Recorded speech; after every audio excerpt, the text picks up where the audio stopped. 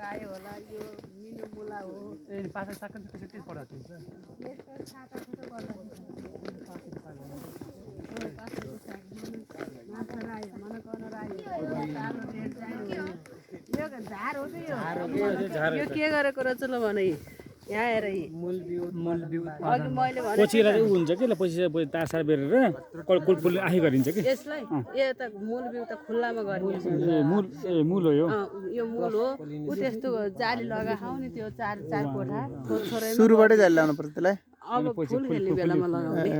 यो चाहिँ हाम्रो मूल बिउ उत्पादन गरेको हो यो काउरी खान परिपक्क डल्लो हुन्छ नि काउरीको डल्लो देखाउ नि अनि त्यो भित्रको त्यो गुबो काट्ने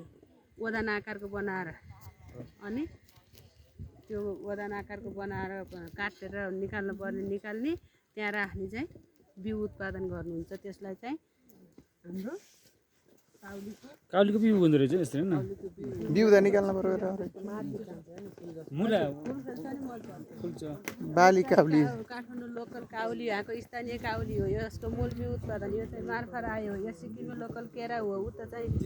बकुल्ला हो है यो सबै यहाँ हाम्रो उत्पादन हुने हो है यहाँ उत्पादन भएको बिक्री हुन्छ यो सबै सबै बिउमा बिक्री हुन्छ ए बिउमै बिक्री हुन्छ हैन त्यो काउली त्यसरी काट्ने भन्नुलाई स्कोपिङ गरेर काट्ने भन्ने हुन्छ क्या त्यसलाई सबै त हामीलाई झ्यापा आउँदैन भन्नु